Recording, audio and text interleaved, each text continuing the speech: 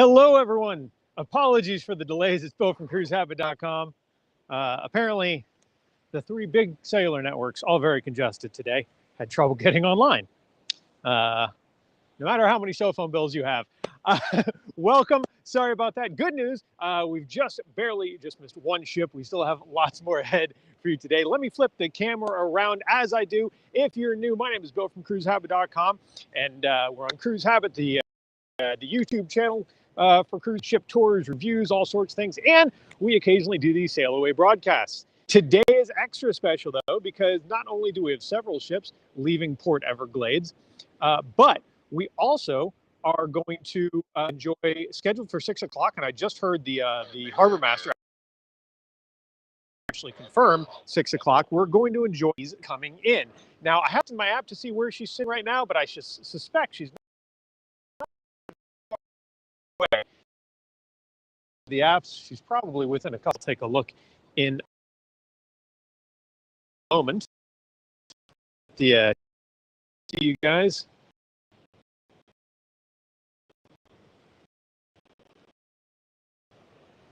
All right, sorry, that was a fun little scramble that we had at the beginning there. So there are several ships. We've got that very first one was Princess. Caribbean Princess is not only the first,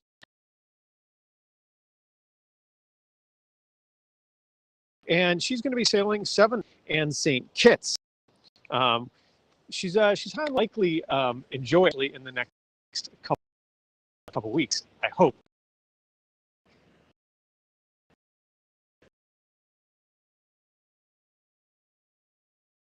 You know,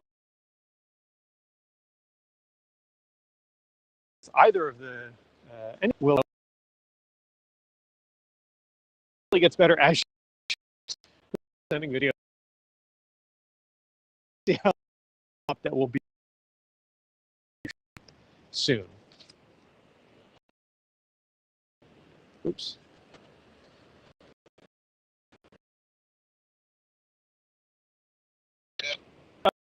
That here today.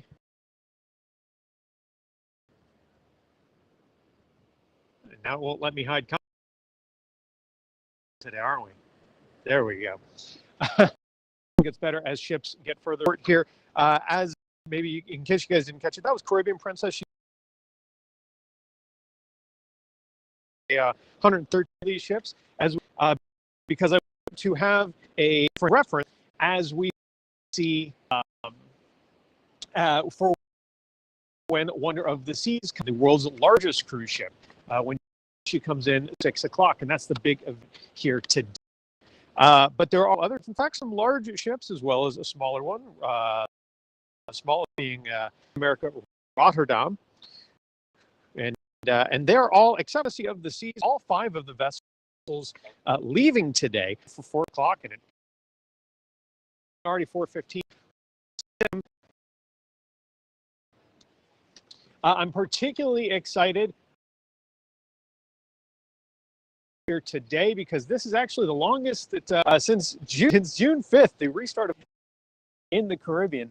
So I definitely wish I was on board, but we're happy to talk ship about what's happening on these vessels and some cruise news going on, because a lot of things have changed in the last several days, especially though not exclusively around COVID protocols.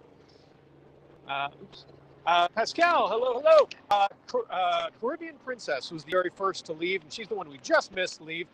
She's heading out 7 nights. I mentioned she's 113,000 gross tons. Keep that in mind because, of course, later today, we're going to be seeing the largest cruise ship in the world sailing into Port Everglades, so stay tuned. So before I talk about some of the changes in protocols that we are going to see in the next couple weeks, many of them that were just announced in the last couple days. Let me flip the camera on as we chat about it. Actually, let's talk about where we've been with with protocols and with COVID, the limited number of COVID cases on ships. I have to stay close to the camera because it's very windy and I don't want to lose my entire AV. So since the restart of in June, at least in the Caribbean. In fact, Asia and in Europe, cruising has been really successful. Royal Caribbean Group CEO Jason Liberty, he actually said a few weeks ago that Royal Caribbean Group alone, that Celebrity Royal Caribbean Silversea, had carried over 1.3 million cases.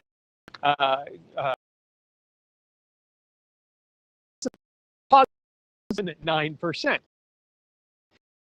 Yesterday was the lowest, or last week was the lowest. We had the July, and we were at 9.9 on land. So obviously doing pretty well on ships between the testing and masking, vaccination requirements, and other so things have been going well. I spent 66 nights at sea since the restart of cruising, and log that and what it's been like, and the questions that I've been asked, including how many times all the time, which just makes people worry ever since that started. But no COVID.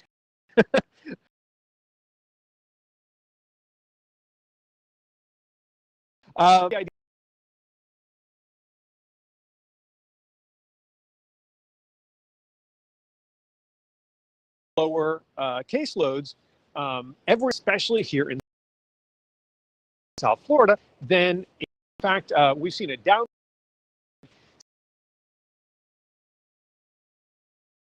The live blog from our group, we've seen a downward trend, and yesterday we had somewhere around 6,000 reported, which is it's the lowest it's been December, if I recall. So that said, to say with regards, so Celebrity, and Pascal, thank you for letting me know about that. We'll spin the camera around as soon as she's in front of us. I heard them say they were dropping line.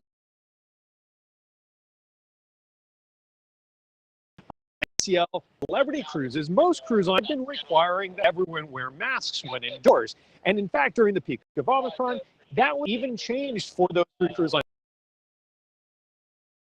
So it's required across the board. Now, a lot of people don't want this one.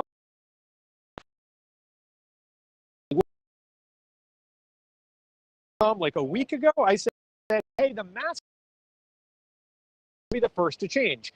It's not going to be tested to be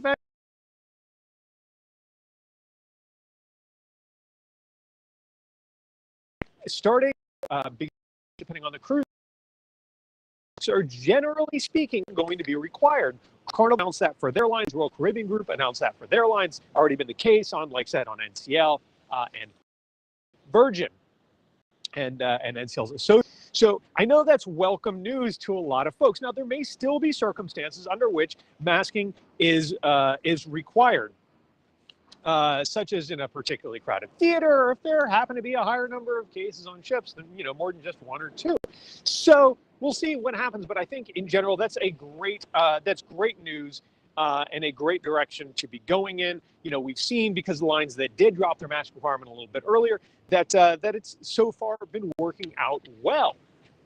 Where it's especially surprising is with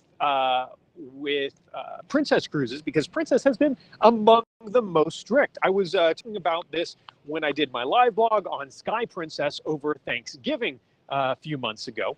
Wonderful ship, by the way. It was our first Princess cruise, and can't wait to be back on Princess. In fact, maybe even on Caribbean Princess, which is just right in front of us. But they were the most strict. They never dropped mask requirements. They wanted you to put on a mask between sips. They were by far the most strict, I think, for a couple of reasons. And even they announced that they're going to be dropping those mask requirements. Certain lines, I think it's February 25th. Other lines, it's March 1st. You get the idea. So that's a big change, and something that I know a lot of people are excited to see. Let's see. Trying to see the name there. DC Friends, excited to see Wonder. I'm excited to see Wonder as well. In fact, let me check my phone and see if she's sitting off coast, and I'm just not looking in the right. Scheduled for 6 p.m. Eastern, but we'll be here long before that. And yeah, hopefully the signal situation improves again as ships leave the area. I tried several different carriers to broadcast, and doing the best technology. doesn't always work out the way that we'd like. I'm just looking down here at a map. By the way, I'm looking at, I don't know if you can see this,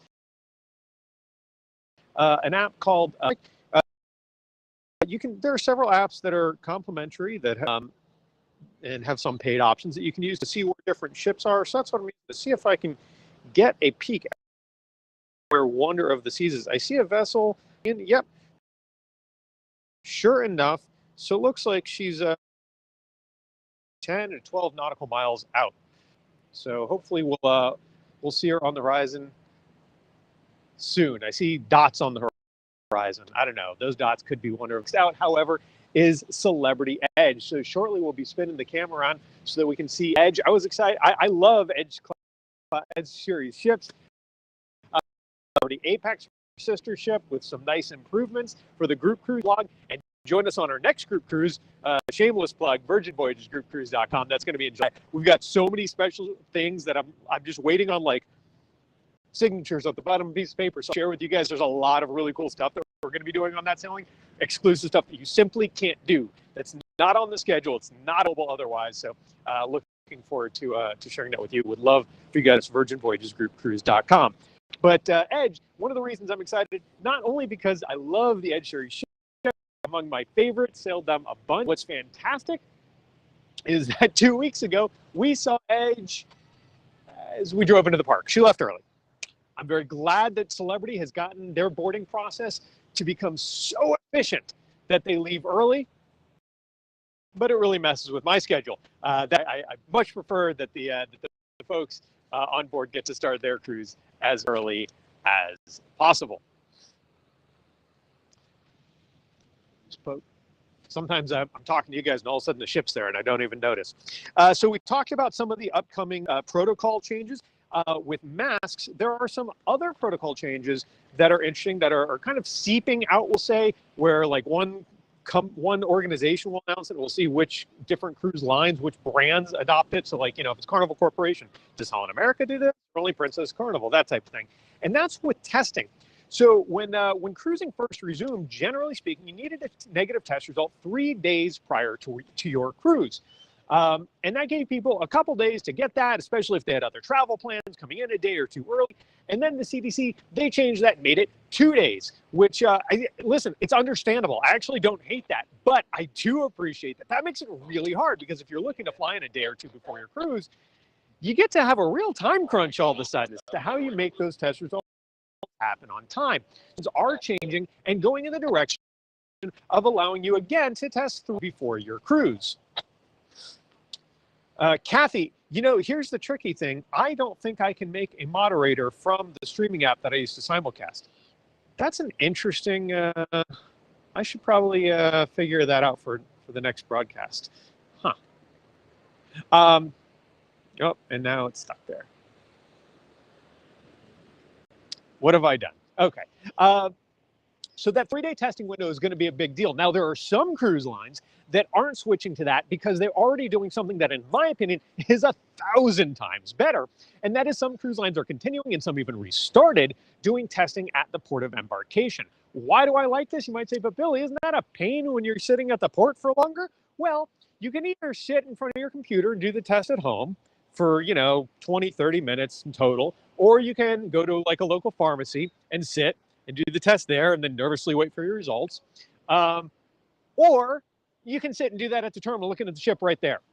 So to me, that takes away the hassle and the expense for cruisers. It allows you to do it right at the terminal. It also is just frankly safer in that it makes it so you're less likely to see cases on board the ship, because you reduce that window of time during which somebody may have come up positive after testing negative. So Virgin Voyages is still doing that. Norwegian is still doing that. But a lot of, it's going to be interesting. I think long term, we're going to see it go 2 different directions. Lines, more and more go to that 3-day window for convenience. And some lines say, we want a concierge experience, and we're going to test you at the port. That's why, like, Virgin Voyages is sticking with that. I can even imagine a world in the next few weeks. We're not talking real long term. I can imagine a world in which someone, I don't know, maybe some line says, well, we're going to allow suite guests, if they want, to test at the port. Concierge service. Pascal, You know, if you're positive before you get on the plane, you can save from flying to the port and being turned away last minute. Absolutely. So actually, I think I talked about this on a live video that we did a few months back when everyone was changing up their test requirements for the umpteenth time. I said you should absolutely, no matter what the cruise line requires, no matter what the time window is, no matter if they're testing you at the port or not, you should absolutely test yourself before you head to the port, if you're coming from out of town, especially. And that's because, one, it would be a shame to fly all the way South Florida or wherever you're cruising from, get rid of the camera. It would be a shame to go through that effort and that expense and then the cruise. Whereas if you test positive before, it's real easy to just change those flight arrangements and rebook the cruise, time and money in that way. And two, you avoid infecting other people on the plane and such. You know, that's not uh, no matter. I love the test report. Are reimbursing them more and more, and now they're available every. Actually, I went to CVS last night to pick up some more of the non-proxied home tests, and they're down to like $22 a piece, and there were hundreds of them. Whereas before, you know, you couldn't trade a kidney for one. So here is Celebrity Edge. Come through past this fenced area, a little closer than we have been in the past. The jetty is still hurricane damage from several years ago, but out here, Dr. Von Mizzle, Eula Johnson State Park, they now allow us at 20 feet closer, and that's kind of nice. The crowd out here, we closer to Wonder of the Seas arriving. And that is like love.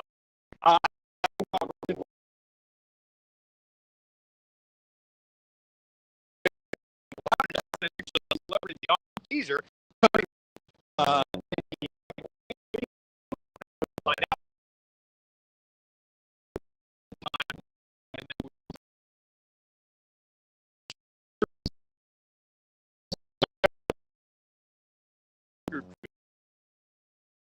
Took everything for special.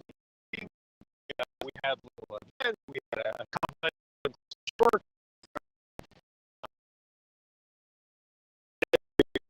Because man, really,